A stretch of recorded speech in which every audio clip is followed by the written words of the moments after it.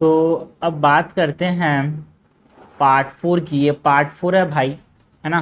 Part 4 मतलब last part है ये, ठीक है।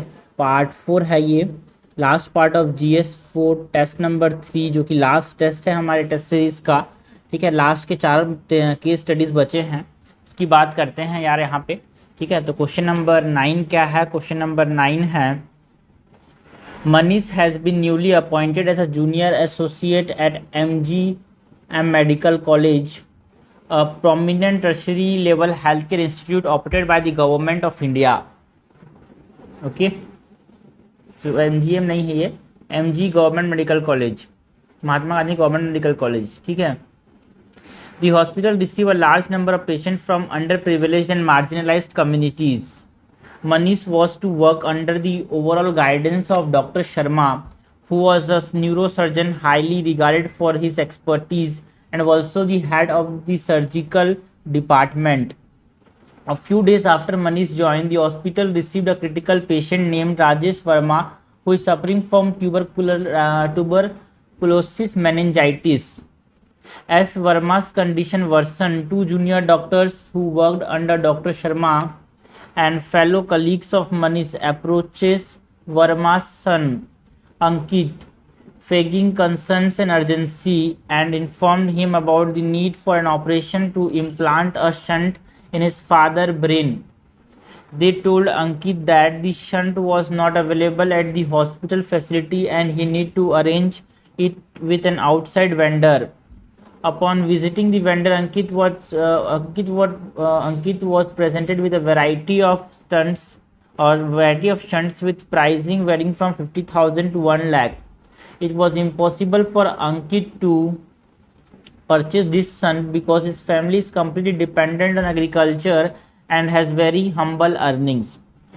This case brought surprise and unease to Manish because, as per his information, the hospital is beneficiary of the Government of India flagship Ayushman Sarthi scheme.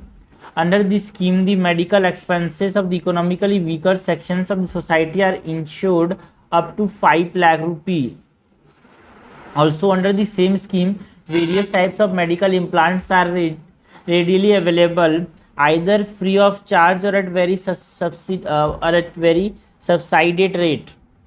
On further inquiry with the stock department of the hospital, Manish found that all the essential medical devices like shunt and external ventricular devices kit were not only covered under the scheme but were readily available in the neurosurgery department of the hospital. Further adding to Manish's perplexity upon discussing the matter with the fellow colleagues, Manish came to know that Dr. Sharma, along with some fellow junior doctors of the department, is fleecing the patient by withholding the rightful information from them regarding their coverage under the scheme. There are outside vendors with whom Dr. Sharma has links and he is benefiting them by referring patients to them, getting his share of the cut in the process. Manish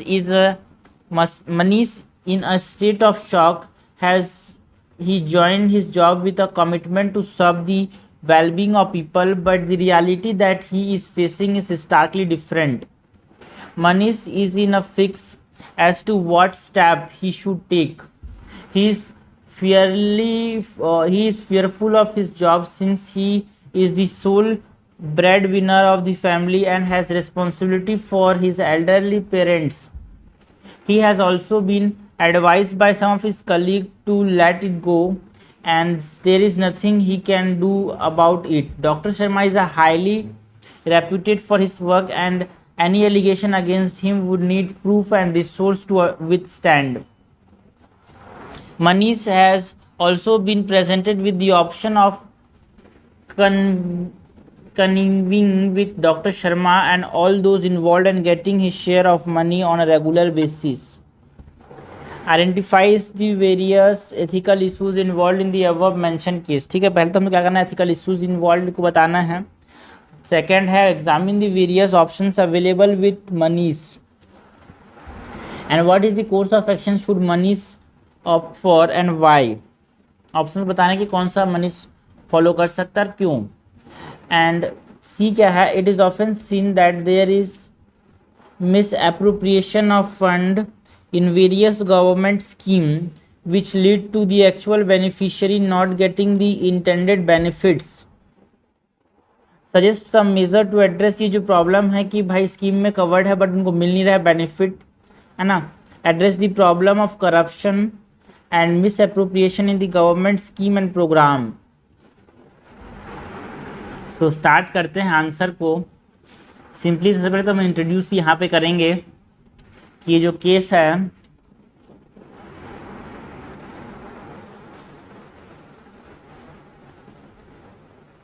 ना, it revolves around what? It revolves around medical malpractice.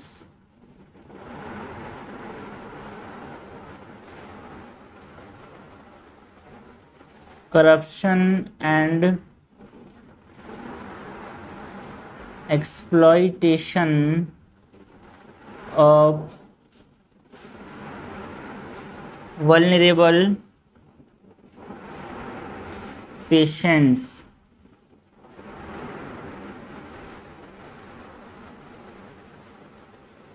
Highlighting ethical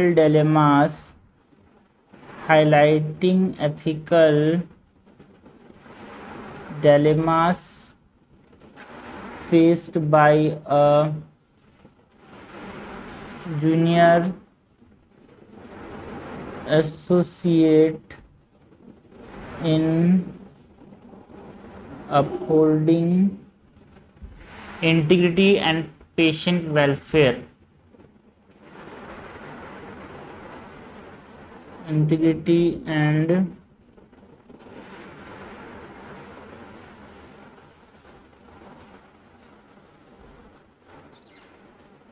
तो इससे हमने introduce किया है. नाम हमसे बताना क्या है, क्या कौन कौन सी यहाँ पे एथिकल इश्यूज इन्वॉल्व हैं उसके बारे में हमको बताना है. सो एथिकल इशू इन्वॉल्व में क्या क्या है भाई. पहले तो यहाँ पे है misuse of the public office. Misuse of public office जो देखने को मिल रहा है. कैसे मिसयूज ऑफ पब्लिक ऑफिस कैसे? Because with holding crucial information की जो हमारे पास अवेलेबल है ये नहीं बताना उनको, and directing the patient outside vendor for personal gain, है ना. ये क्या है, प्रोफेशनल ड्यूटी को तरह से ब्रीच कर रहा है और ऑल्सो जो ट्रस्ट है पेशेंट के साथ उसको तोड़ रहा है. So by withholding crucial information and directing patients to outside vendors for personal gain, he breaches his professional duty and betrays the trust of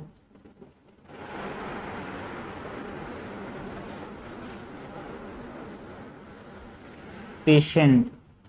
ये एथिकल इशू नंबर 1. और कौन कौन सा एथिकल इशू इन्वॉल्व है भाई, जैसे हमने बोला ना यहाँ पे पहला एथिकल इशू है misuse of public office. Second is lack of transparency.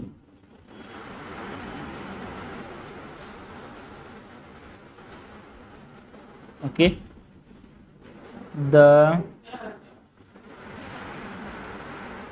Dissipation of Rajesh Verma's family about the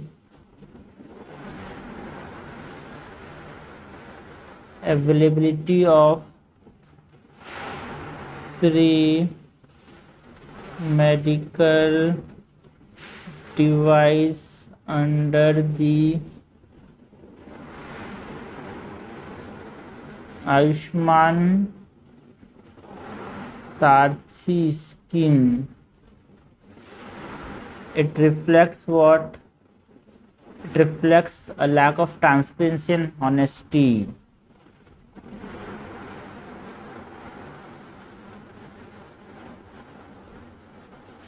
और कौन कौन से एथिकल इशूज इन्वॉल्व हैं, जैसे मैं यहाँ पे करप्शन एंड फ्रॉड का भी एक एथिकल इशू है भाई।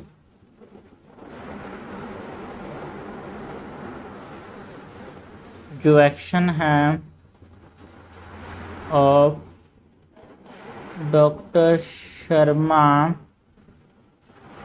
And his colleagues involved corruption by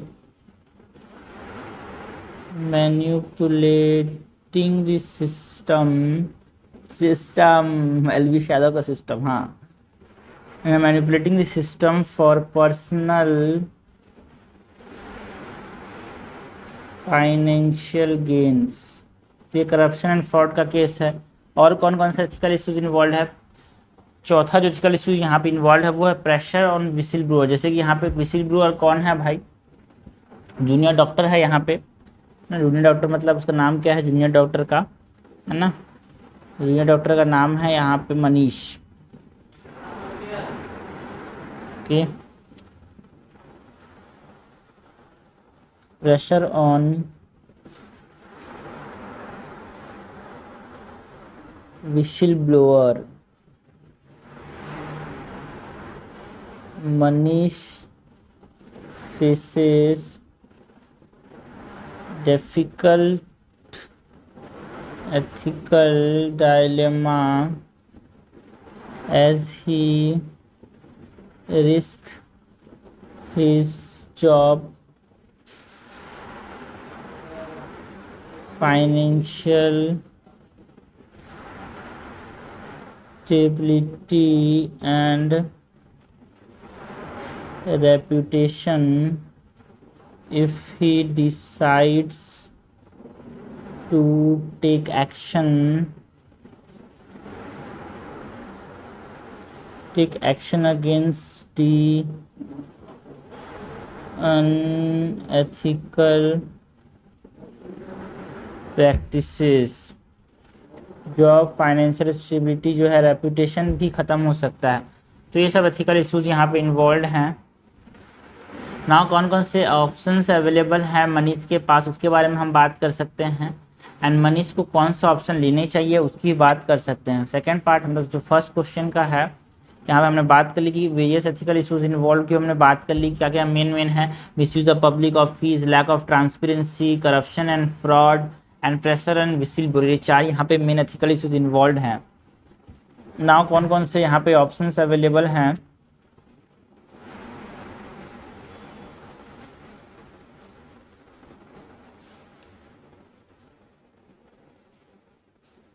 Manish के पास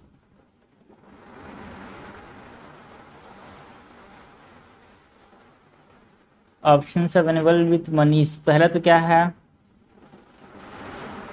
रिपोर्ट दी माल प्रैक्टिस। और क्या कर सकते हैं? Raise awareness internally among colleagues and patients about the availability of free medical device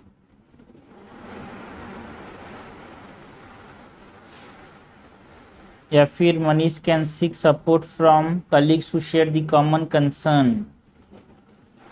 Manish can seek support from colleagues who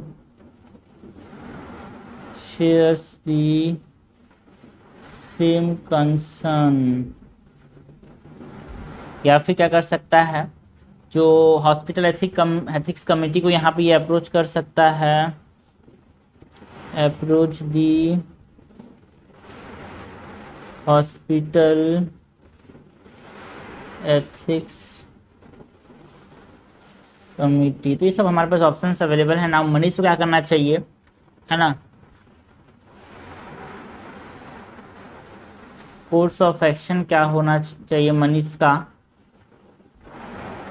तो मनीष को सबसे पहले तो रिपोर्ट करना चाहिए जो माल प्रैक्टिस है टू दी हायर अथॉरिटीज, जैसे कि जो हॉस्पिटल एडमिनिस्ट्रेटर्स हैं उनको, जो एथिक्स कमेटी है उनको, है ना, हायर गवर्नमेंट ऑफिशियल्स को। सो मनीष को क्या करना चाहिए, Manish should opt for reporting the malpractice to the appropriate authorities such as hospital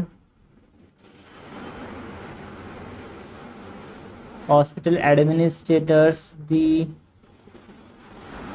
ethics committee, and if needed, okay, if needed, higher government officials. क्योंकि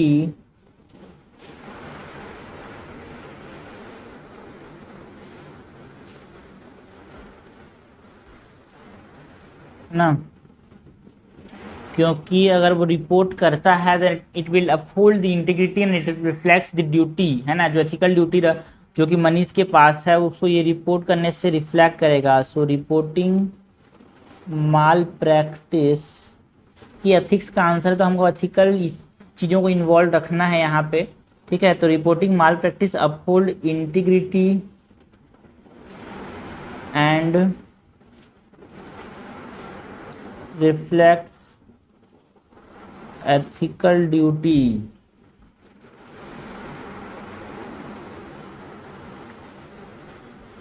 and also it will promote transparency, accountability and जो public interest है ना, वो उसको protect करेगा, because it will prevent exploitation and ensure equitable access to government schemes, okay।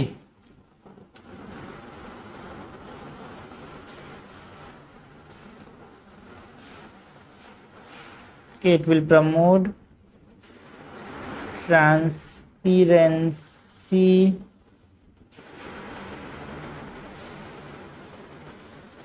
accountability and protects the public interest by preventing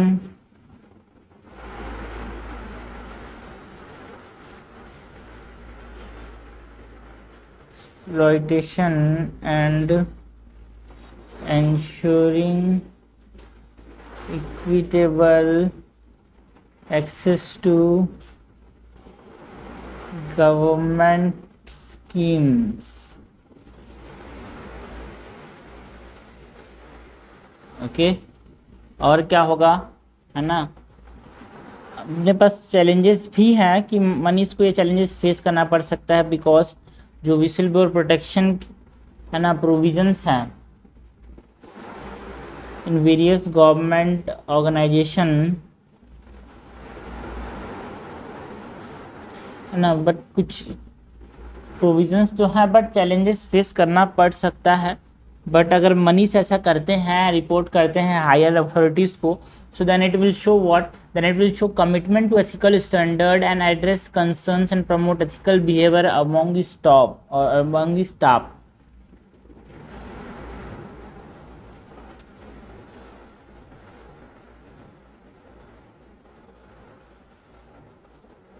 So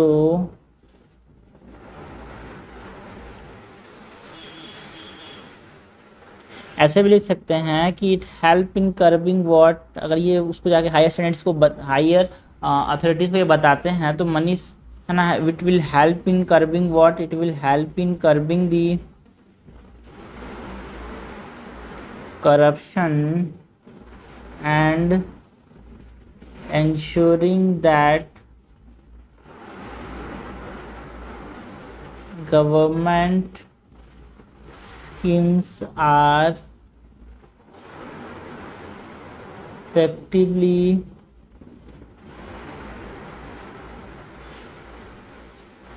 utilized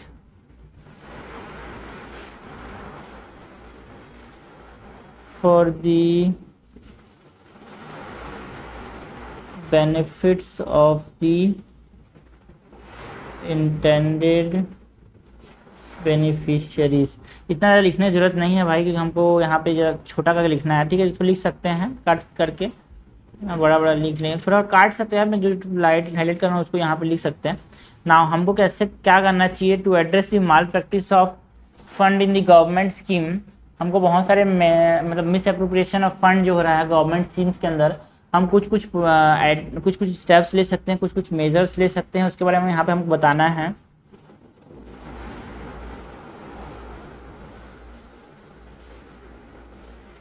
measures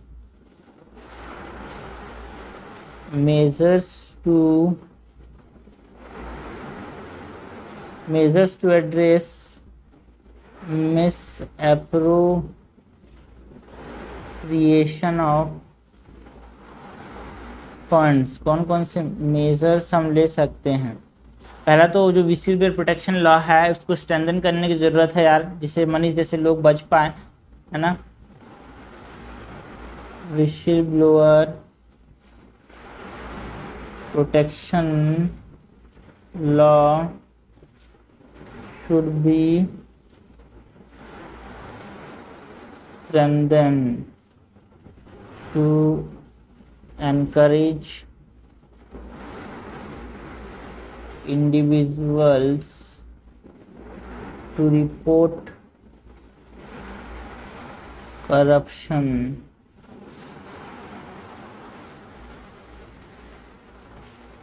और क्या करना चाहिए हमको? रोबस्ट सिस्टम बनाना चाहिए फॉर फंड ट्रैफिकिंग और sorry fund tracking and also independent audit होने चाहिए regularly.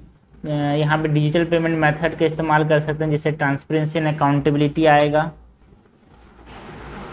Okay, so implementing a robust system for fund robust system for fund tracking,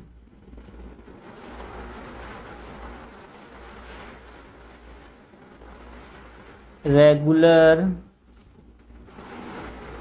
independent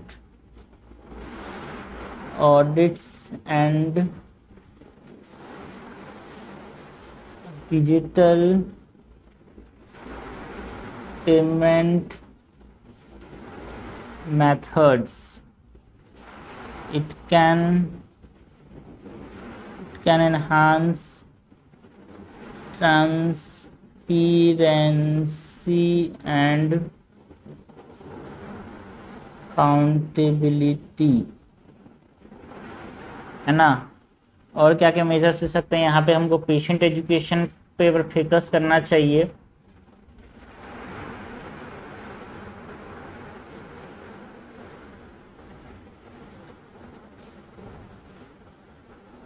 patient education about their rights under the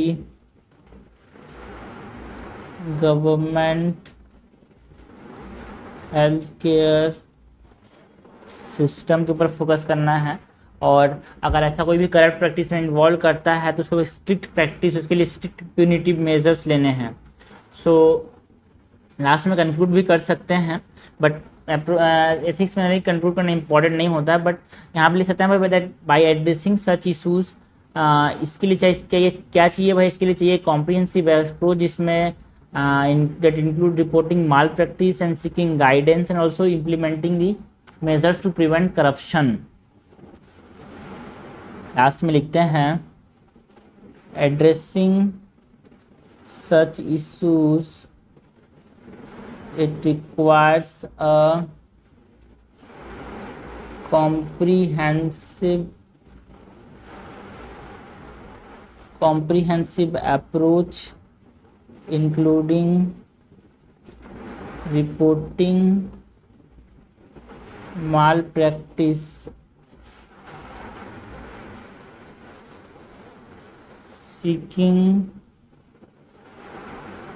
guidance, and implementing measures to prevent corruption। देखो मैं इतना बताया भाई, mains में बिना answer लिखे तो answer नहीं लिख सकते, तो आंसर लिखना पड़ेगा, देख के लिखो, बिना देखे लिखो, सोच के लिखो। देखो बिना देखे तो कोई लिख नहीं पाता, पहले तो थोड़ा मोड़ा देखना होता है।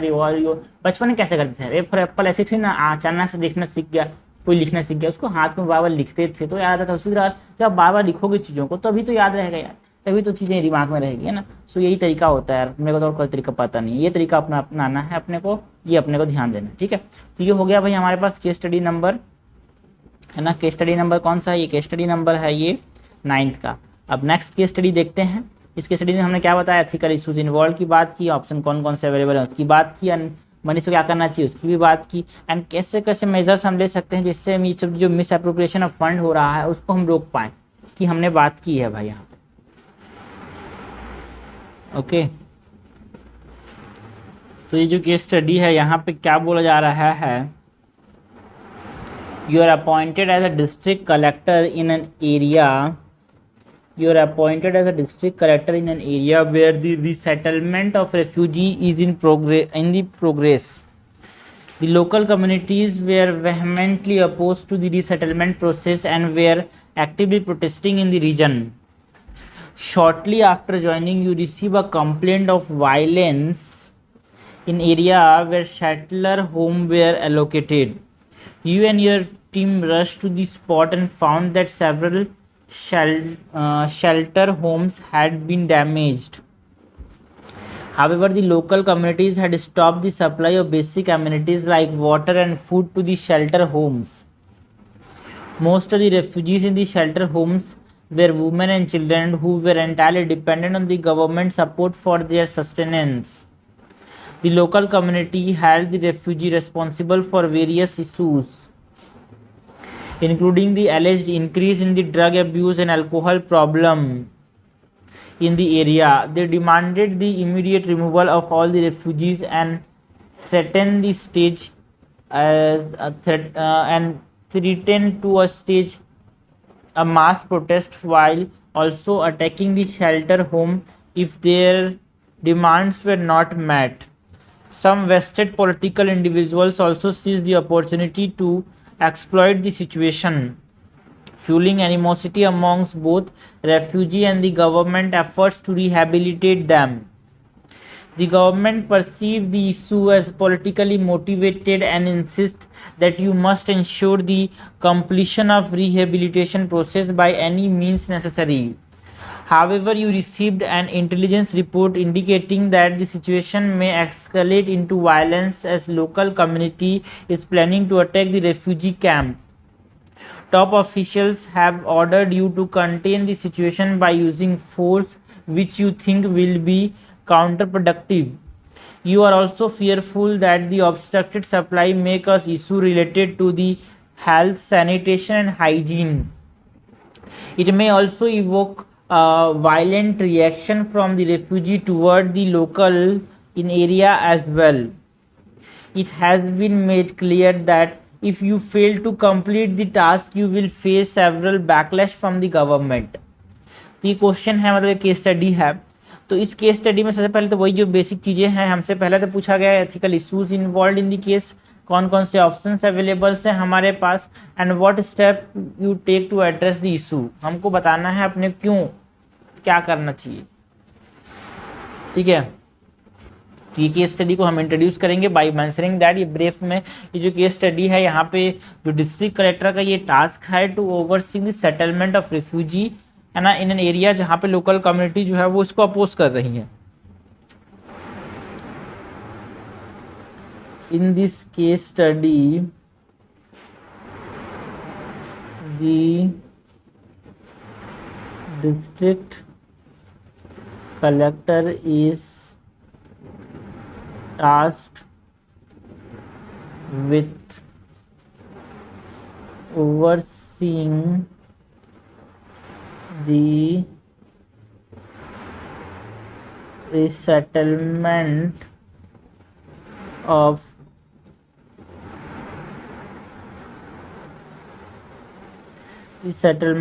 refugees in an area where the local communities are strongly opposed to it. Okay.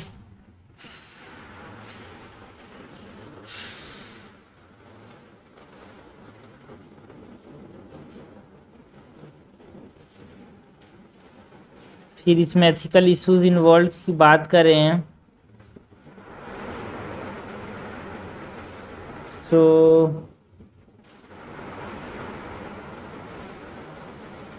पहले तो ह्यूमन राइट्स एंड डिग्निटी का एक एथिकल इशू इन्वॉल्व है यार।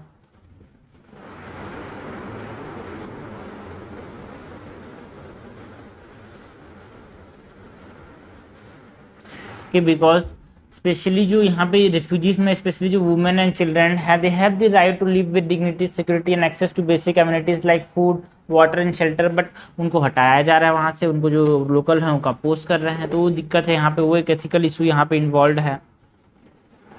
Okay, refugees specially women and children have the right to live with dignity, security, and access to basic amenities।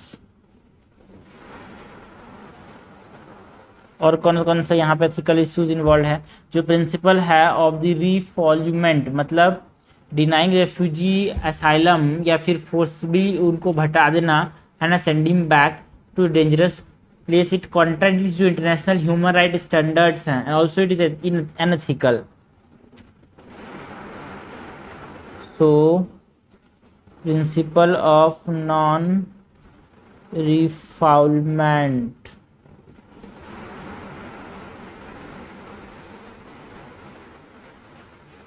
denying refugee asylum or forcibly sending them back to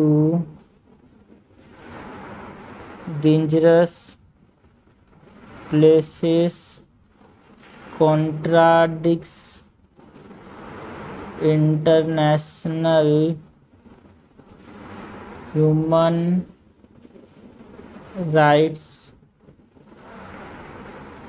standard। also एक ethical issue involve होता है about balancing competing interest का, मतलब balancing competing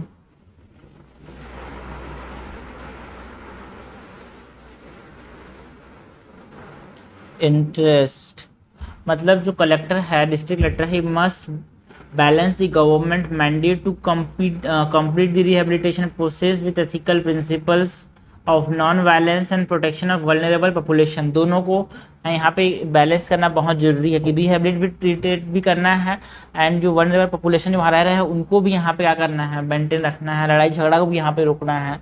सो ये भी चीज़ें हैं, दोनों के बीच में बैलेंस करना है। एक एथिकल इशू इन्वॉल्व है यार, कैसे करेगा आदमी यार। The collector must balance the government's mandate to complete the rehabilitation process with the ethical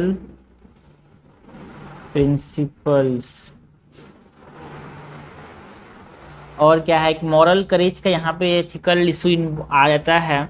मतलब एज अ लीडर, मतलब डिस्ट्रिक्ट कलेक्टर है ना, हमको स्टैंड अप करना है for what is right even if it contract the order of higher authorities, है ना। वहाँ पे लोग अगर मर रहे हैं तो हायर अथॉरिटीज़ को छोड़ो यार, जो सही है वो हमको ध्यान देना है। सो मॉरल करेज भी होना चाहिए।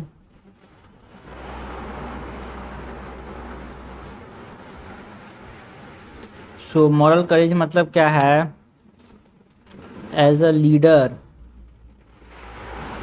मतलब as a district collector the district collector faces the challenges of standing up for what is rights even if it contradicts the order of higher authorities। Okay, these are all ethical issues involved। यहाँ पे integrity का भी एक ethical issue involve होता है। मतलब जो district collector है must be vigilant for not succumbing to the political pressure, है ना। इंटीग्रिटी में पॉलिटिकल दबाव में आके अपने आप को, है ना, कमज़ोर नहीं बना लेना, ऐसा भी है यहाँ पे। उसका भी एक एथिकल इशू इन्वॉल्व है, बट वो ठीक है, लिख सकते हैं, लेकिन नहीं लिख सकते वो भी ठीक है। नाउ हमारे पास ऑप्शंस कौन कौन से अवेलेबल हैं, है ना, उसके बारे में बात करते हैं। ओके, सो लेकिन ऑप्शंस अवेलेबल हैं, लेकिन हमसे क्वेश्चन क्या पूछे समझना भाई। एग्जामिन वेरियस ऑप्शन अवेलेबल, तो यहाँ पे इसका मतलब भी यहाँ पे ये होता है क्रिटिकली एग्जामिन या फिर एग्जामिन पॉजिटिव्स नेगेटिव, मतलब मेरिट्स डिमेरिट्स दोनों बताने हैं, जो ऑप्शन हम लेंगे उसका, ठीक है। तो option available in the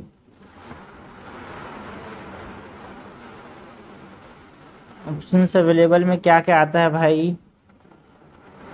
option number 1, हमको क्या करना है, वायलेंस को रोकना है, ऑल्सो जो रिसेटल करना है रेफ्यूजी को, कैसे, यूजिंग फोर्स, ये कर सकते हैं हम। ये अपने पास ऑप्शन होता है ना, contain the violence and resettle the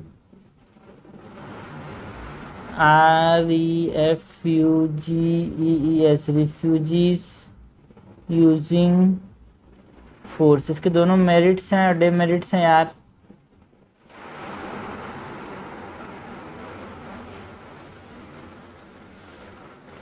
demerits भी हैं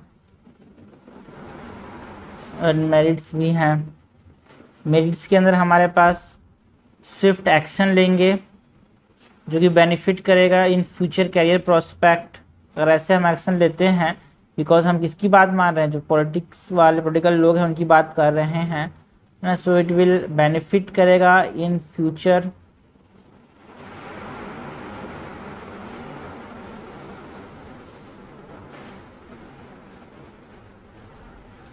ओके। बट डेमेरिट क्या है, because it will accelerate tension between local and refugees, escalates tension between local and refugee। also और क्या मेरिट है भाई, it will expedite the resettlement and minimize disruption and casualties. Because अगर हमने फोर्स का इस्तेमाल नहीं किया तो लड़ाई हो सकता है, आपस में कैजुअलिटी हुई हो सकती है यार। So it will expedite. एक एक मेरिट डिमेरिट लिखते हैं यार, ज़्यादा ज़रूरी नहीं है बाकी, ठीक है। एक एक डिमेरिट मेरिट लिखते हैं, ज़्यादा बड़ा नहीं करना है, ठीक है। ऑप्शन नंबर 2 क्या है हमारे पास जो अवेलेबल है, कि हम डायलॉग बात करें लोकल एंड मतलब एक मेडिटेशन की बात करें, बातचीत करें, ज़्यादा फोकस करें लोकल और रेफ्यूजी के बीचों में, है ना। So we should start, we can start dialogue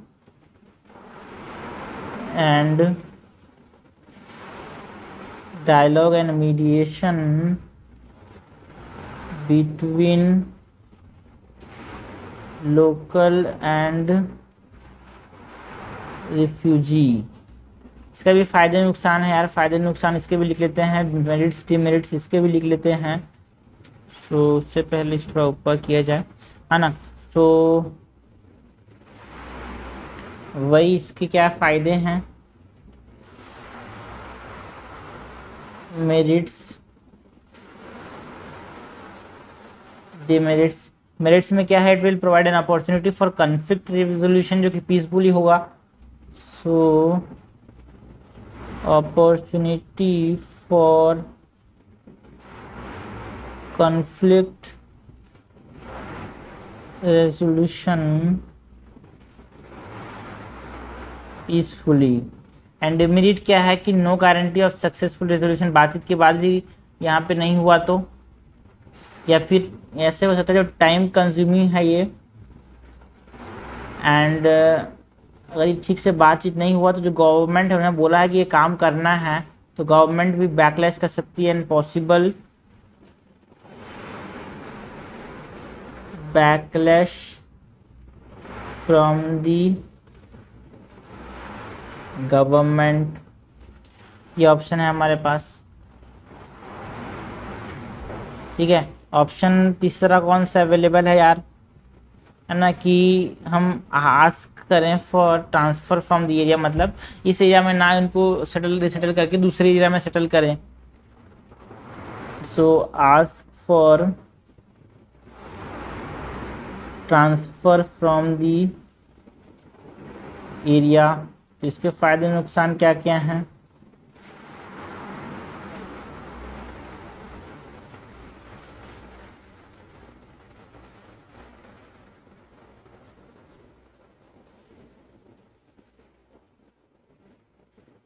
it will avoid facing a conflict situation, क्योंकि वो वहाँ से चले जाएंगे। सो avoid facing a conflicting situation. And demerit क्या है ना, जो कैपेबल एडमिनिस्ट्रेटर्स हैं उसकी बात नहीं माने, बिकॉज अब तो आप हार मान चुके हो इसलिए तो आप हटा रहे हो, है ना। So it will tarnish image as a capable administrator. ये ऑप्शन नंबर 3। तो हमको ये हमारे पास ऑप्शन है नाउ, कौन कौन से स्टेप्स ले सकते हैं, कैसे स्टेप्स हमको लेने चाहिए to address the issue. Steps to address the issues, ठीक है। शॉर्ट टर्म स्टेप्स कुछ होंगे एंड कुछ लॉन्ग टर्म स्टेप्स होंगे हमारे पास।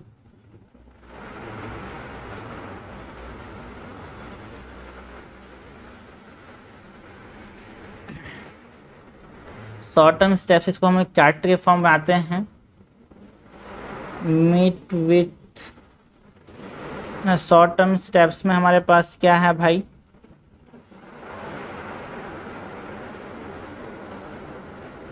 हमको क्या करना चाहिए, मीट करना चाहिए with local community leaders and facilitate an open discussion to understand the concern. Meet with the local community leaders and facilitate open discussions to understand concerns, and also we should provide immediate humanitarian aid.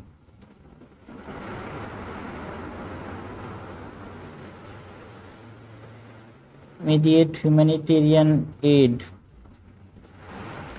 क्या कर सकते हैं, appoint करेंगे local किसी local लेशन officer जो कि communicate करेगा between the district administration and जो दोनों कम्युनिटीज़ है उसके बीच में।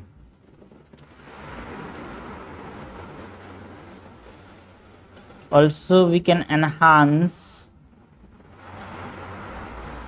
security measures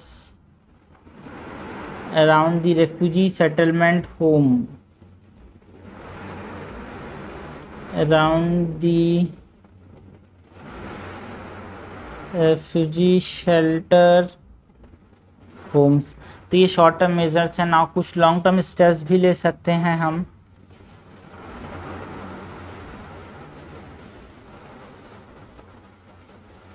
long term steps जैसे कि हमारे पास इंटीग्रेशन प्रोजेक्ट पे ज़्यादा फोकस करना चाहिए दोनों कम्युनिटीज़ को, जो लोकल कम्युनिटीज़ हैं और जो रेफ्यूजीज़ हैं उन दोनों को इंटीग्रेट करने पे, है ना, जिससे क्या होगा, एक पॉजिटिव इंटरेक्शन होगा दोनों के एक्टिविटीज़ के अंदर, कल्चरल इवेंट्स के अंदर। और ऑल्सो सोशल इनिशिएटिव क्या करेंगे, म्यूचुअल अंडरस्टैंडिंग बनाएंगे।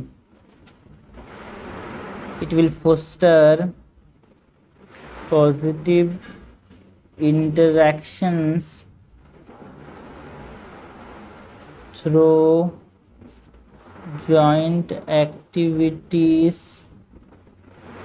cultural events and social initiatives that encourage collaboration. और क्या कर सकते हैं भाई, मॉनिटरिंग एंड इवैल्यूएशन कर सकते हैं। ओके, मॉनिटरिंग एंड इवैल्यूएशन करेंगे। कैसे मॉनिटरिंग एंड इवैल्यूएशन होगा,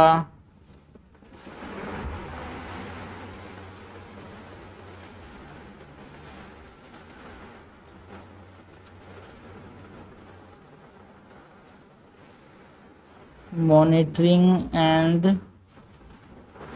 evaluation, है ना, because we should establish a robust evaluation mechanism system, जिसे हम रेगुलरली एक्सेस कर पाए प्रोग्रेस को एंड नेसेसरी इम्प्रूवमेंट है वो कर पाए हम।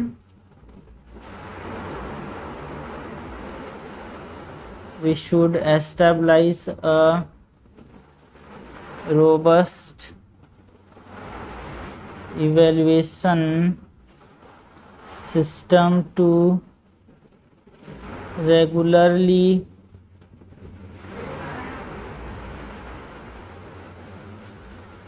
access the progress and make a necessary improvement, है ना।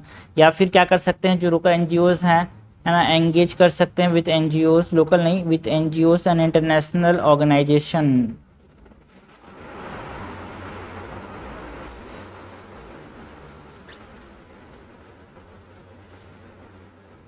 Okay, to support conflict resolution community development effort, to support conflict resolution and community development efforts। ये हमारे पास क्वेश्चन का आंसर हो गया। हमने एथिकल इन्वॉल्व की बात की, ऑप्शन अवेलेबल की बात की, एंड कौन से स्टेप्स लेने चाहिए long term and short term में उसकी बात की। नेक्स्ट केस स्टडीज की बात करते हैं। केस स्टडी नंबर ये 11 है ना। केस स्टडी क्या है, you have been recently appointed as the head of the quality control at one of the reputed pharmaceutical company, head of the quality control at one of the reputed pharmaceutical company. You are best on with responsibility of clearing the final product after the inspection and quality check are done. The company has been doing well for the last few years in the domestic market, and this year it has even decided to export to the foreign countries. You received a consignment of goods ready for export to the to a European country for inspection. Upon inspection, you found that goods were not up to quality standards, highlighting the goods do not satisfy the stringent export-import guidelines of the European market. You mark the consignment as unfit for export.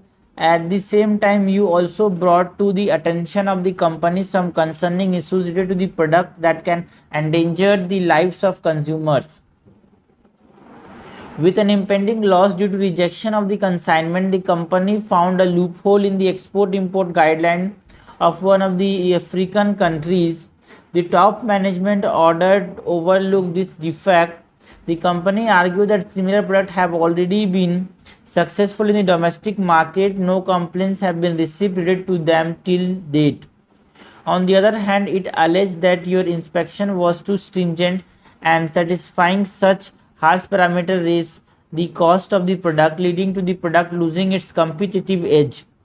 You believe that if such consignment was cleared even for the particular African country, it might not only endanger many lives in that country but also tarnish the image and reputation of the company as well as the country, and be counterproductive in long run for India's pharmaceutical industry. At the same time, your reputation as a quality control personnel may also be at stake. However, it was further suggested to you that the failure to export the consignment would mean potential pay cut and job losses in future, for which you would be indirectly responsible. ठीक है, तो इस case study में हमको पहले तो क्या करना है, highlight the ethical issues involved और ethical issue in the above mention case. ठीक है, तो कौन कौन से एथिकल इशू उसके बारे में हमको बताना है. Be critically evaluate various options available to you and what option would you adopt, है ना, कौन सा ऑप्शन मैं लूंगा और क्यों लूंगा यही बताना है. And what are the consequences of overlooking the observation, consequences क्या क्या है उसके बारे में हमको बताना है. ठीक है, सो वही थोड़ा सा इंट्रोड्यूस करेंगे इसको बाय मेंशनिंग दैट इस केस स्टडी में एक डायलेमा है भाई, dilemma between what, dilemma whether to clear this standard product for export, है ना, जिससे सेफ्टी एंड डैमेज जो होगा वो ख़त्म हो जाएगा एक तरह से. So in this case study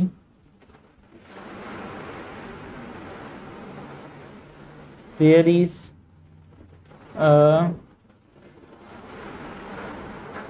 dilemma about whether to clear the substandard products for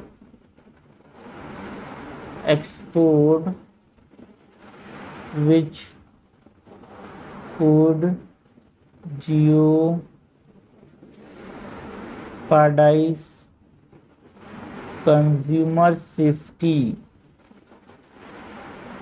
and damage the company's reputation. ये तो ये इंट्रोडक्शन हो गया सब स्टैंडर्ड प्रोडक्ट.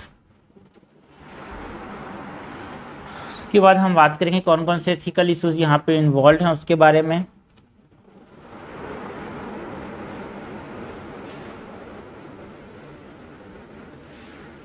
ओके, सो कौन कौन से एथिकल इशू इन्वॉल्व है यहाँ पे. पहला तो यहाँ पे product quality and consumer safety की बात होती है यार.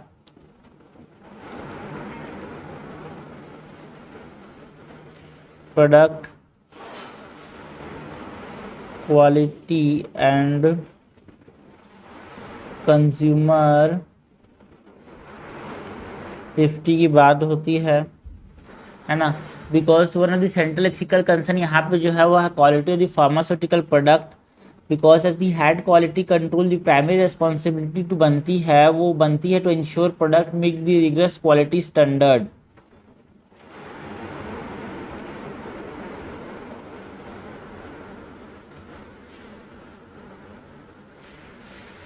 as the head of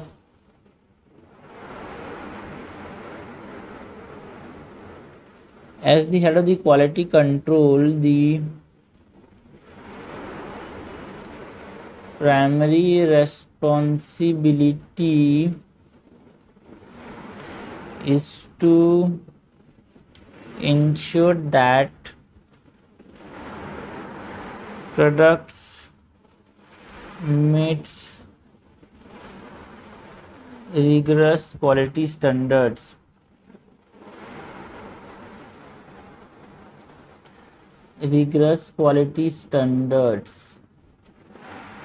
उसके बाद कौन कौन सा एथिकल इशू यहाँ पे है, जैसे कि यहाँ पे अनएथिकल बिजनेस प्रैक्टिस है भाई, मतलब आप इसको लूप होल को दूसरे कंपनी के मतलब दूसरे से जो इंपोर्ट एक्सपोर्ट गाइडलाइंस में लूप होल्स है उसका इस्तेमाल कर रहे हो, उसको एक्सप्लॉइट कर रहे हो, it is what it is ethical concern. Unethical business practice, unethical business practice में हमारे पास क्या है, जो कंपनी का जो डिसीजन है, companies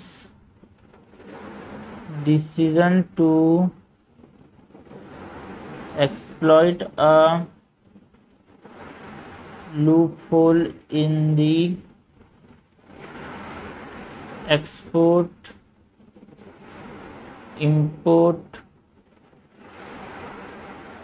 guidelines of an African country. It is what it is ethical concerns.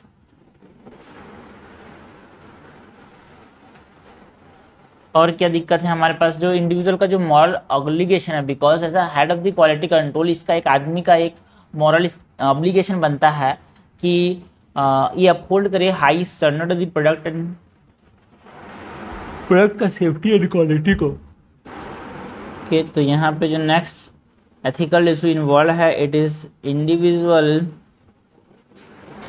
का एक मॉरल ऑब्लिगेशन जो बनता है, because as the head of quality control one has a moral obligation to uphold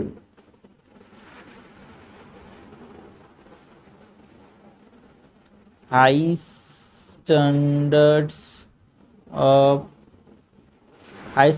product quality and safety, high standard of product quality and safety. Next हमारे पास जो ethical issue है यहाँ पे वो है रेपुटेशन एंड कंसिक्वेंसेस का। Reputation and consequences का मतलब क्या है, बिकॉज अगर मैंने क्वालिटी कंट्रोल को ध्यान से नहीं दिया तो यहाँ पे इम्पैक्ट पड़ सकता है, मतलब as a quality control head यहाँ पे हमारे पास क्वालिटी कंट्रोल बहुत ज़्यादा इम्पॉर्टेंट है, बिकॉज अगर मैंने उसको ठीक से उनको नहीं दिया, मैंने गलत चीज़ को कंट्री को भेज दिया जो अफ्रीकन कंट्री है उसको, तो मेरे रेपुटेशन में फ़र्क पड़ेगा यार, इम्पैक्ट डालेगा उस पर। So the potential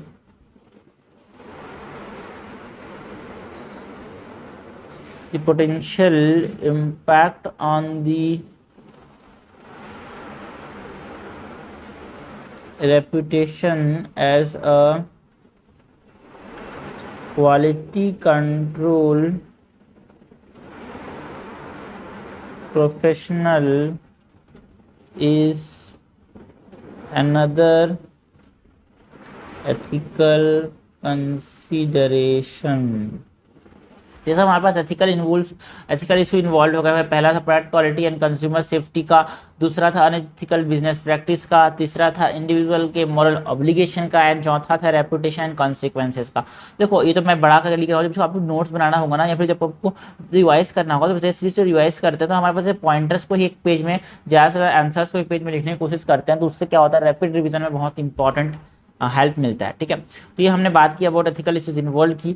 now second जो हमारे पास क्वेश्चन ने पूछा है वो क्या पूछा है भाई, पहले तो एथिकल इश्यूज इन्वॉल्व की बात कर ली। नाउ हमको क्रिटिकली इवेल्युएट करना है जो ऑप्शंस हमारे पास अवेलेबल है, मतलब इसके मेरिट्स एंड डीमेरिट्स दोनों बताने हैं। ठीक है, और हमको कौन सा ऑप्शन लेना चाहिए उसके बारे में हमको यहाँ पे बताना है। ठीक है, सो उसकी बात करते हैं। सो अवेलेबल ऑप्शंस क्या क्या हैं।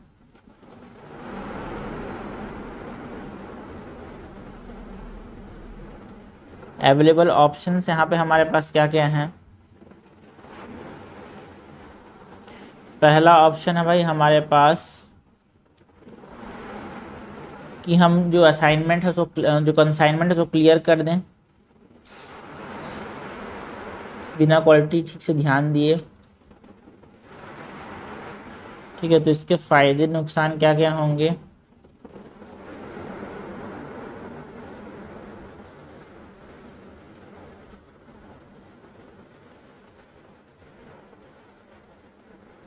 पहले तो it may save the career in short term, मेरा जो करियर है उसको सेव करेगा यार। इट में सेव द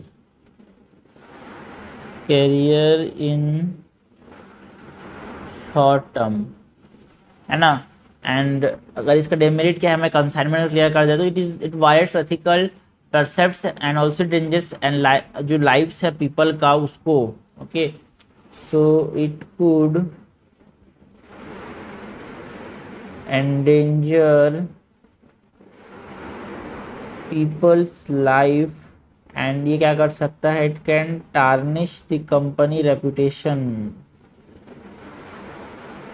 और कंपनीज ब्रांड। ओके, तो एक फायदे एक नुकसान लिख के आगे बढ़े हैं अपने को। ऑप्शन नंबर 2 क्या है हमारे पास जो अवेलेबल है भाई, रिफ्यूज कर देंगे to clear the assignment, so refusing to clear the shipment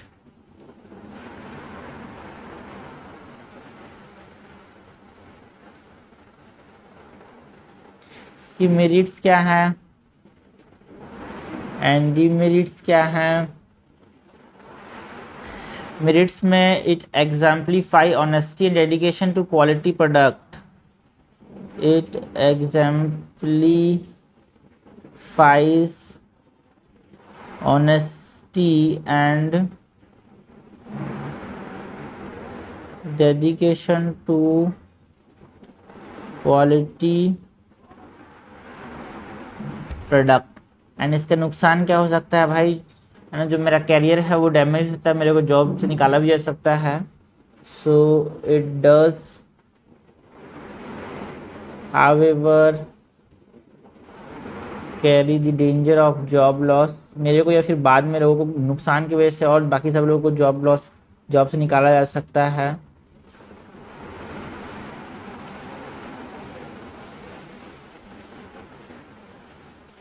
okay, ये दूसरा ऑप्शन है हमारे पास अवेलेबल जो है ना। ऑप्शन नंबर 3 जो हमारे पास अवेलेबल है वो है ना, it raise your concern with higher authorities. यार मैं क्या करूँ, हायर अथॉरिटीज़ को बताऊँ कि देखो भाई ऐसे ऐसे दिक्कतें हैं यहाँ पे। सो रेज योर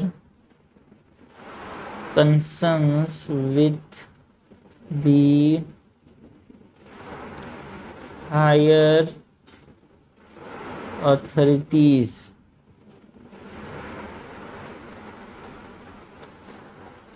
कई फायदे नुकसान है यार।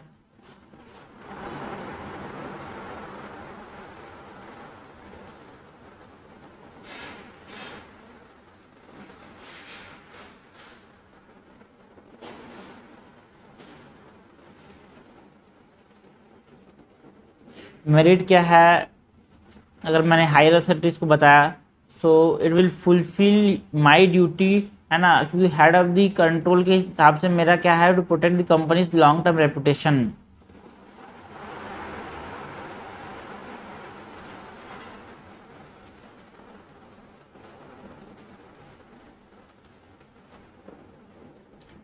By doing so, I am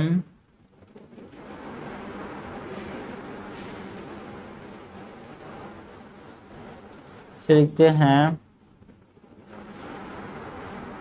fulfilling duty as the head of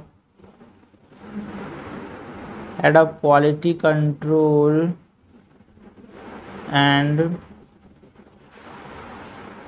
protecting the company's long term reputation. And demerit क्या है भाई, जो फाइनल डिसीजन हाइट में still rest with the top management, है ना, वो इग्नोर भी कर सकते हैं इस कंसर्न को। फाइनल डिसीजन में still rest with the top management and they may choose to ignore the concern। Okay, तो ये ऑप्शन नंबर 3 है ना। ऑप्शन नंबर 4 क्या है,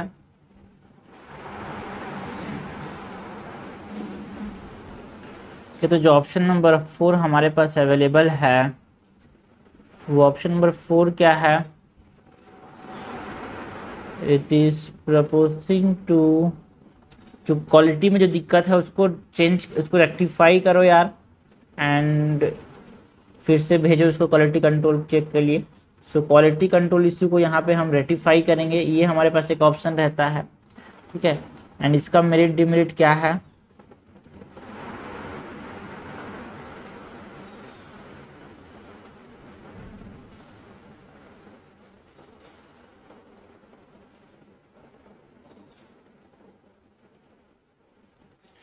मेरिट में क्या है, it is more balanced approach and also it shows a willingness to find a solution while maintaining quality standards. It shows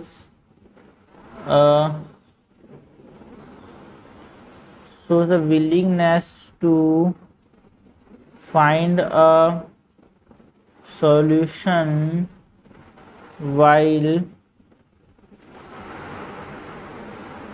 maintaining quality standards। And demerit क्या है, it might not be quick fix, मतलब बहुत time लग सकता है इसमें, सो ये दिक्कत है इसमें।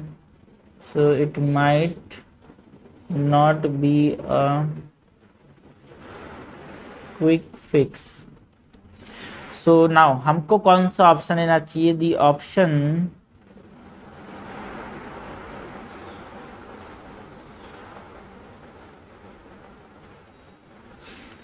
the option I may adopt ना, so I will refuse to clear the consignment,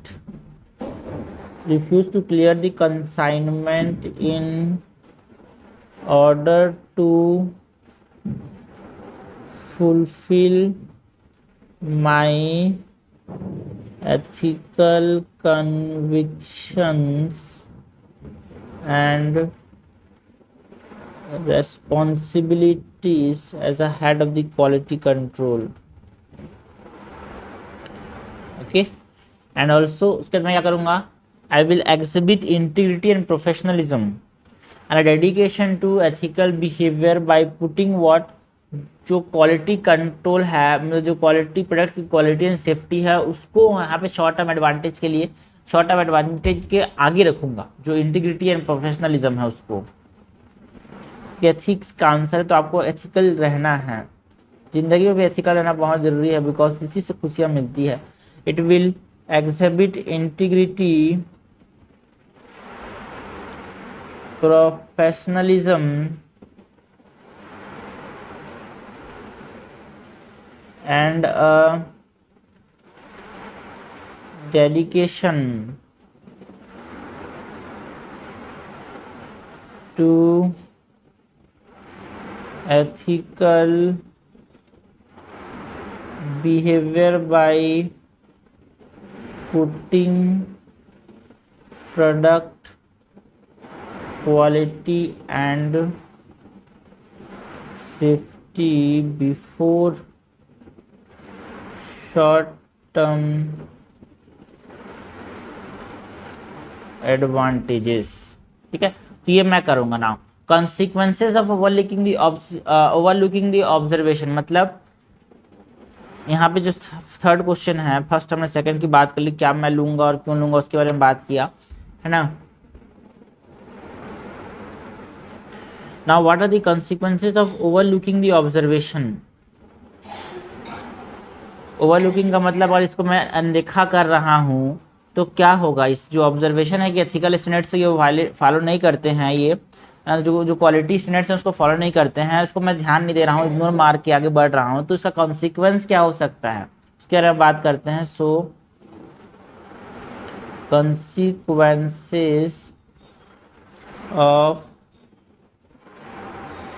consequences of overlooking the observation।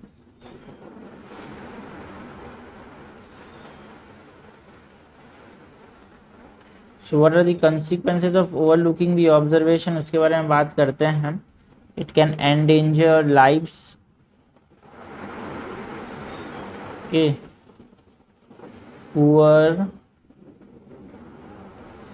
quality product make us harm or even endangers the lives of people in the African. देखो कोई भी case studies ऐसे ही नहीं दिया आता भाई, ये जो केस स्टडीज है वो मेनली यहाँ पे न्यूज़ में था, जो गैम्बिया के अंदर हमारे पास जो कप सिरप थे वहाँ पे जो डेथ हुई थी चिल्ड्रंस को, उसके रेफरेंस में यहाँ पे न्यूज़ में था, इसीलिए इस प्रकार का स्टडीज हमको दिया गया है। तो पिछले वाला केस स्टडीज भी हमारे पास न्यूज़ के ऊपर बेस्ड था, ये भी। तो उनको समझना है कि भाई न्यूज़ का इंपॉर्टेंस है, लेकिन आप समझो आप टेस्ट सीरीज आप सॉल्व कर रहे हो, आप क्वेश्चन बना रहे हो, तो आप उससे न्यूज़ भी कवर हो जा रहा है आपका, मेन चीज़ें। ठीक है, दूसरा कॉन्सिक्वेंस क्या हो जाएगा अनदेखा करने से इस चीज़ों को। It can damage to company reputation, because इस कंपनी के प्रोडक्ट से किसी की डेथ हो रही है, किसी का यहाँ पे बुखार हो रहा है, किसी का तबीयत खराब हो रहा है, तो बीमारी ठीक से ठीक नहीं हो रही, तो इसका डैमेज होगा, किसको, कंपनी रेपुटेशन को ही डैमेज होगा, बिकॉज, है ना।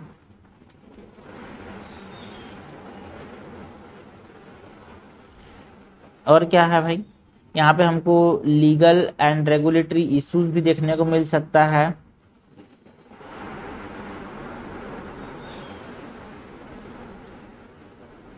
कैसे, बाई सेलिंग जो पुअर क्वालिटी प्रोडक्ट है ना, हमारे पास लीगल एंड रेगुलेटरी चैलेंजेस, जिसमें हमारे पास बैन एंड पेनल्टीज भी देखने को मिलता है।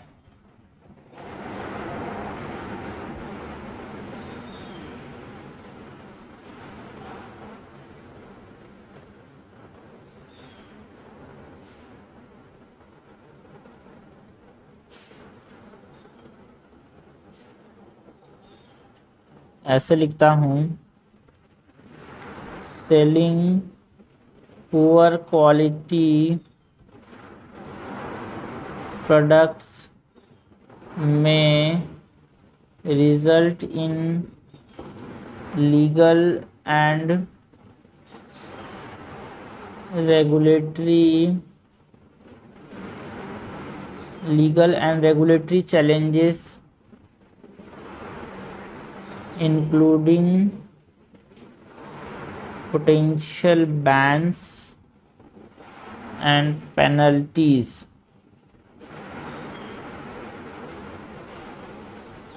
Also, it can also lead to loss of trust. जो कंज्यूमर्स हैं एंड जो स्टेक होल्डर्स हैं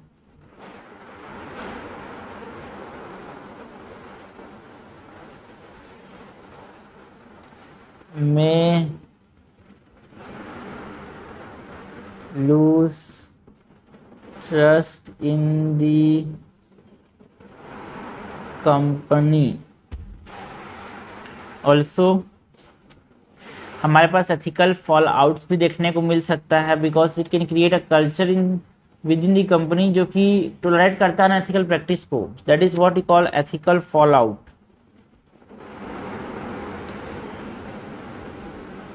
बिकॉज आप अनएथिकल प्रैक्टिस कर रहे हो तो सीनियर आपको जूनियर देख आपको बेस देख कैसे सीखेंगे. So it can create a culture within the company that tolerates unethical practice. तो ये consequences है मेनली हमारे पास endanger lives, damage the reputation, legal and regulatory issues, loss of trust and ethical fallouts. ठीक है, तो ये हमारे पास एक केस स्टडी हो जाता है भाई हमारे पास जहाँ पे हमको consequence of overlooking मतलब अनदेखा करना का मतलब क्या है यहाँ पे ओवरलुकिंग. ओके, नेक्स्ट क्वेश्चन देख रहे हैं मतलब नेक्स्ट केस स्टडी देख रहे हैं. लास्ट नंबर केस स्टडी है ये. Meera is a professor at Prime Minister Memorial University and the head of the humanities department. She known for her concern for the environment. She has been recently appointed as a member of a committee responsible for assessing the environmental impact of the proposed construction of a massive industrial complex in a pristine forest area in the district. The project requires that the forested land is diverted for industrial use. To compensate for the deforestation, the company responsible for the project has been proposed afforestation in the nearby identified non-forested land of similar dimensions under the compensatory afforestation guideline of the state government. During the investigation, Mira discovered that the project location is significant in terms of biodiversity and is a vital habitat for several endangered species. It also serves as a critical watershed responsible for groundwater recharge and flood management during the monsoon season. The identified non-forested land for compensatory afforestation may not be able to fulfill the diverse role that the forested area perform. In addition, the relocation of wildlife to that site would further endanger their survival. Some other academics and members of the civil society have also flagged the project as an hazardous form and hazardous from an environmental perspective. In Mira's opinion, the project cannot be cleared at any cost. In meantime, the committee has received a visit from the member of the parliament of the region. The MP informed that the project is a part of the flagship scheme of the government to promote manufacturing in the country. It will create employment opportunities in the region as well as provide a boost to the local economy. Additionally, the revenue generated from the project can be used by the state government to run various welfare programs for upliftment of vulnerable sections of the population.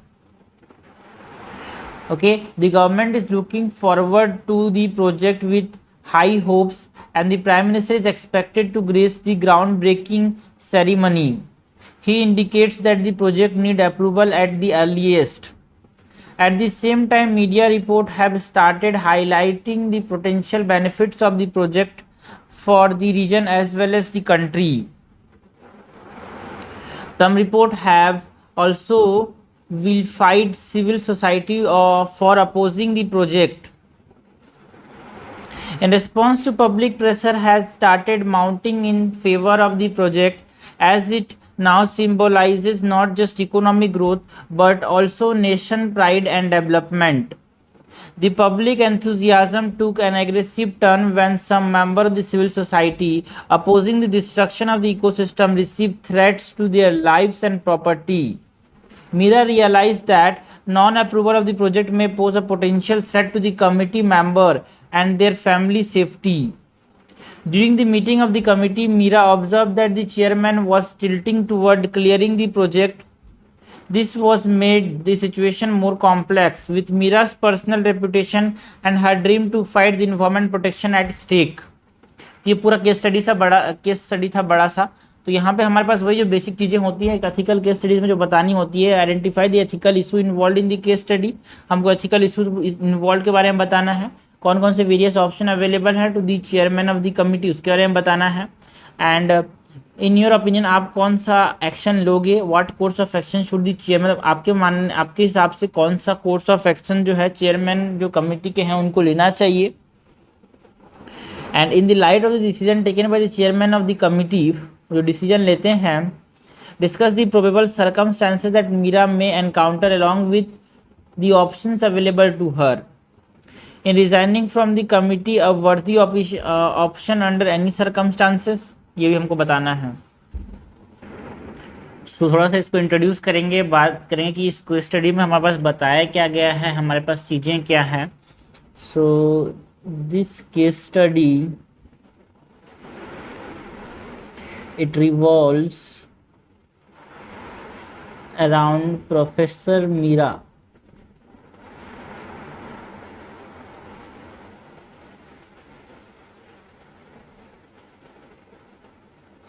Professor Mira's क्यों इनको एक ethical dilemma face करने को मिल रहा है।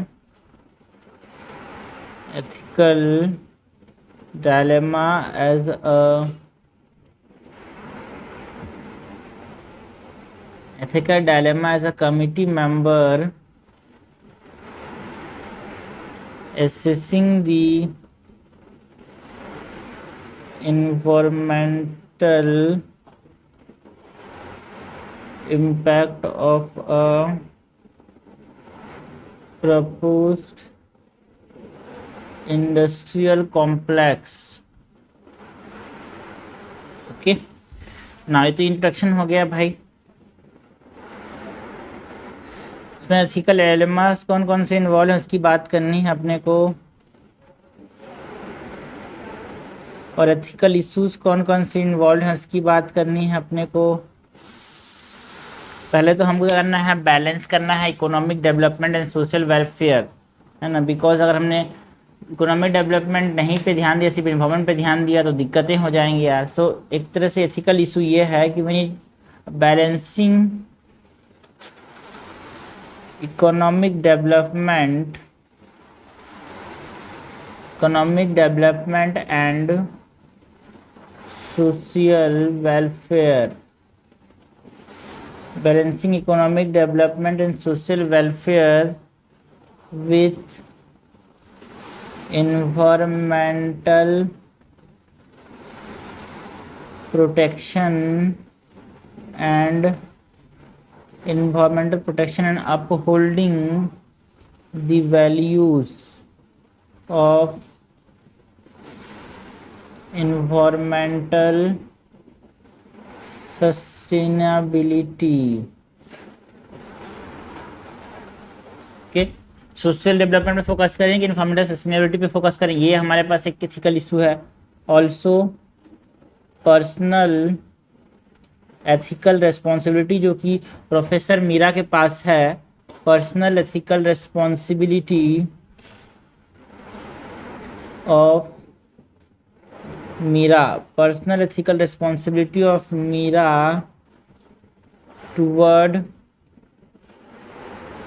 environmental protection, also ensuring safety and well-being of individual जो कि involved हैं decision making related to the project, ये भी एक ethical issue है भाई। ensuring the safety and well-being of individuals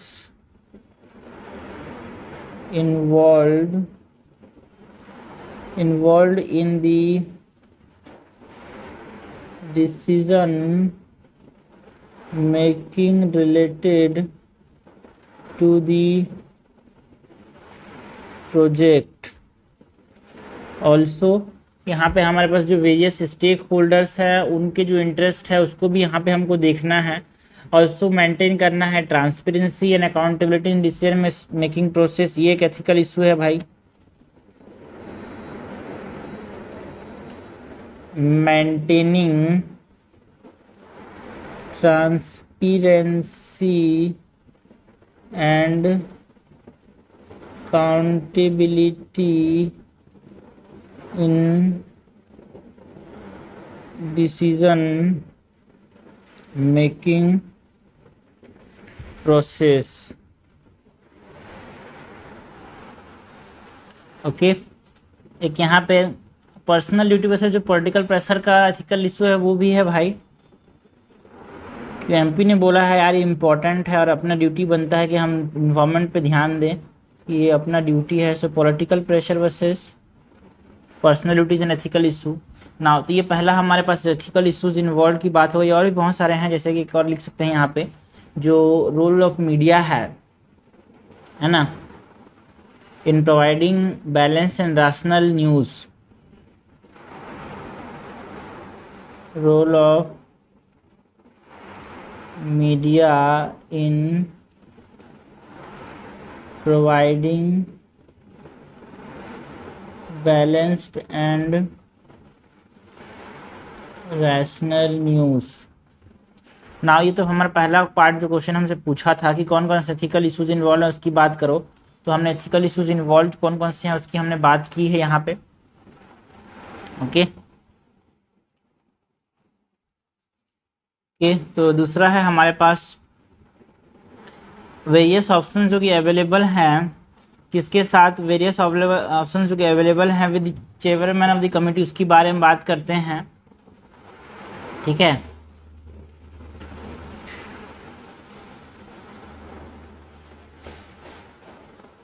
सुबी है ना. Options available to chairman of the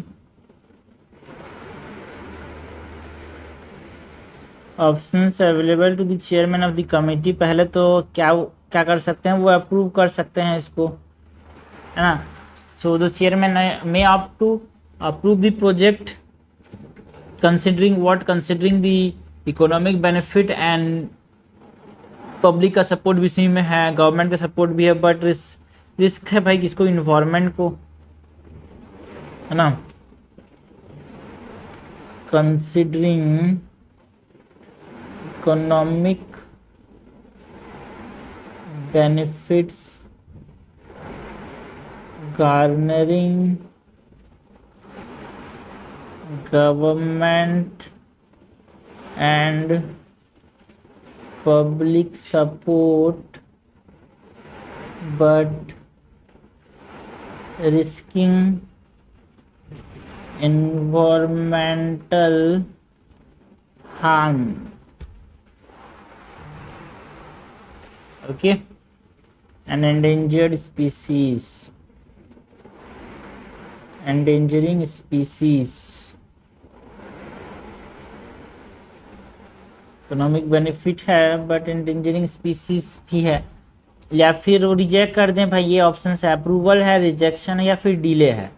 अगर रिजेक्ट कर देगा तो क्या हो जाएगा, जो इन्वायरमेंट कैसे बाई डिले रिजेक्ट क्यों करेगा, by prioritizing government over the development, है ना, जो कि इन्वायरमेंटली सपोर्ट कर रहे थे. बट इससे क्या होगा, अपोजिशन देखने को मिलेगा फ्रॉम द गवर्नमेंट.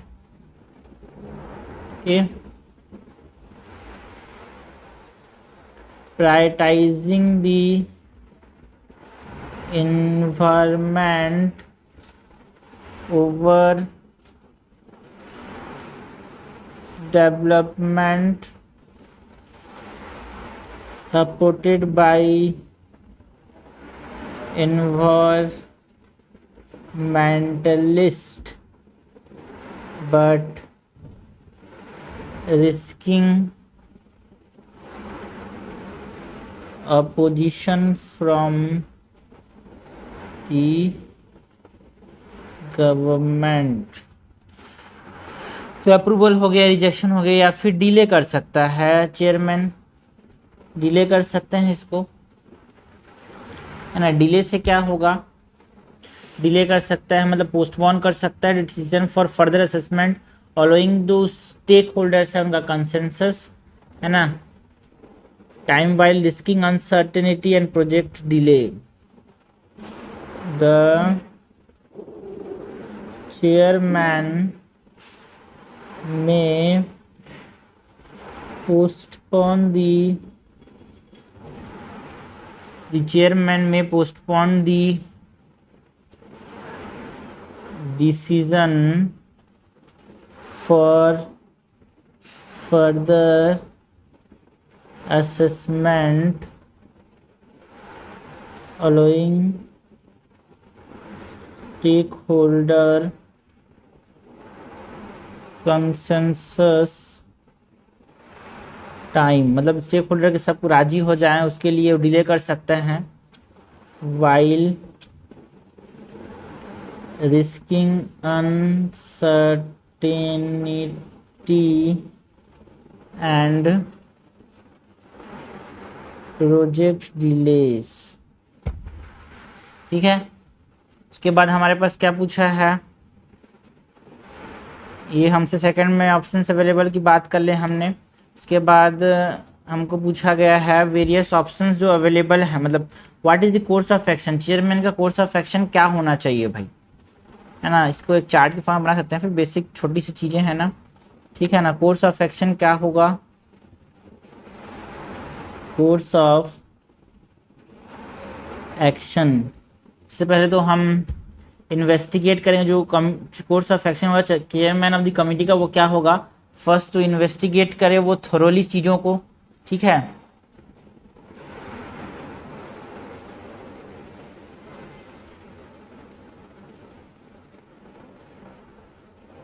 ठीक है, तो इसको ऐसे लिखते हैं,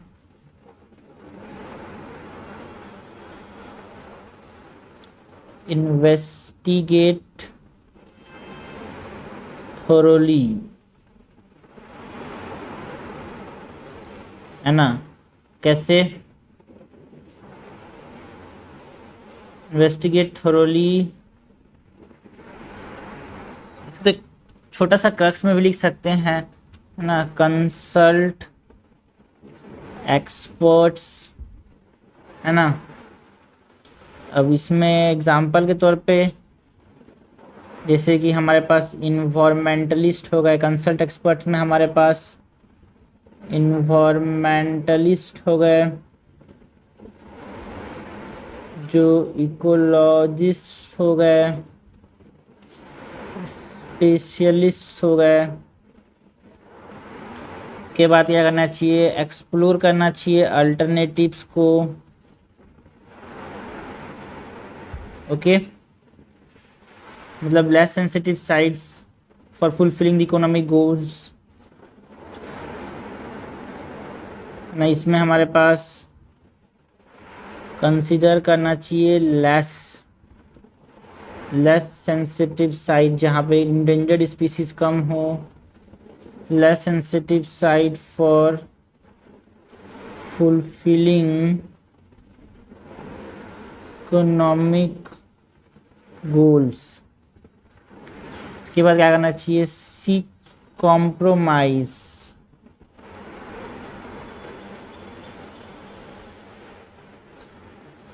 okay, strive a balance between the development and the environment. कैसे भाई, by collaborating with stake holders,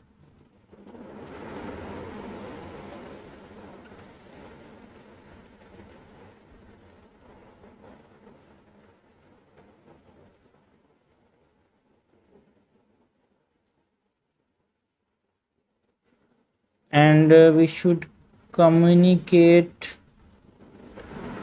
decision, okay, किसको, to the government,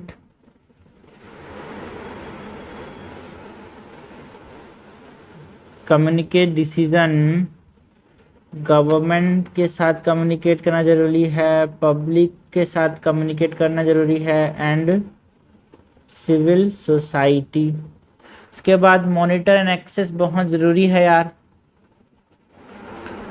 regularly,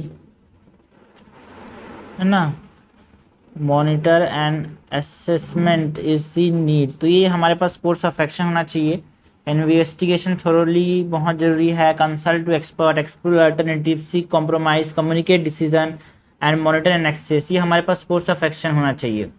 now ये हमारे पास तीसरा वाला जो था वो हो गया। नाउ ये जो था तीसरा question, what is the course of action, वो हो गया। फोर्थ है, हमसे पूछा गया है, in the light of the decision making और in the light of the decision taken by the chairman of the committee, discuss the probable circumstances that Meera encounter. कौन कौन से circumstances मीरा को देखने को मिल सकते हैं अगर जो डिसीजन लिया चेयरमैन ने। तो यहाँ पे जो ऑप्शंस अवेलेबल हैं उसके बारे में बात करते हैं। रिजाइनिंग क्या एक ऑप्शन है भाई, और क्यों, उसके बारे में भी बात करेंगे।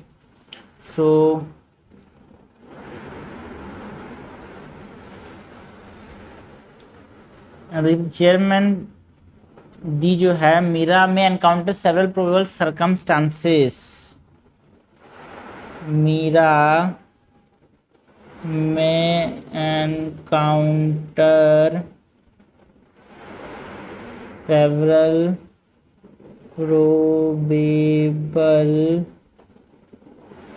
सर्कमस्टांसेस ना, if the chairman decide to prioritize economic development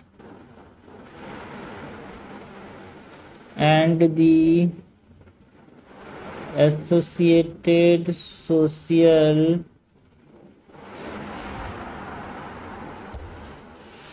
the associated social welfare over environmental protection, then Mira may face opposition,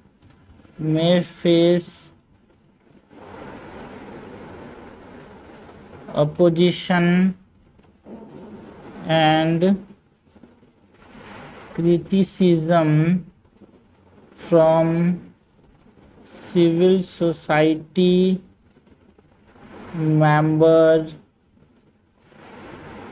and environmentalists।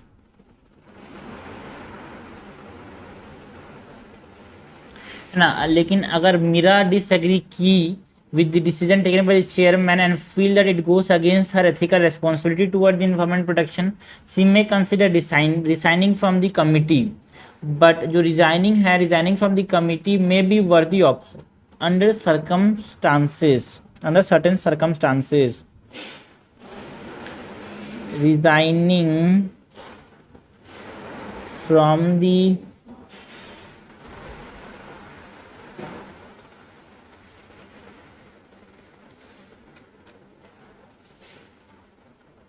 resigning from the committee may be a worthy option under certain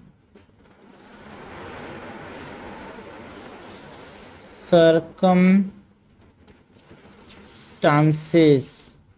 कौन कौन से circumstances, जैसे कि if Meera feel that her personal values and belief are not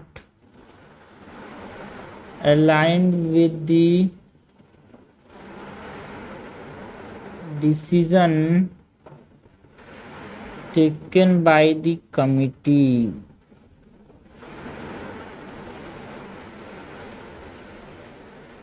Okay. या फिर कब resign कर सकती है मीरा, ये फील करते हैं कि जो डिसीजन कमिटी ने लिया है it goes against the ethical responsibility toward the environment protection and sustainability, है ना. But before resigning, however before resigning Meera should consider other options such as, however before resigning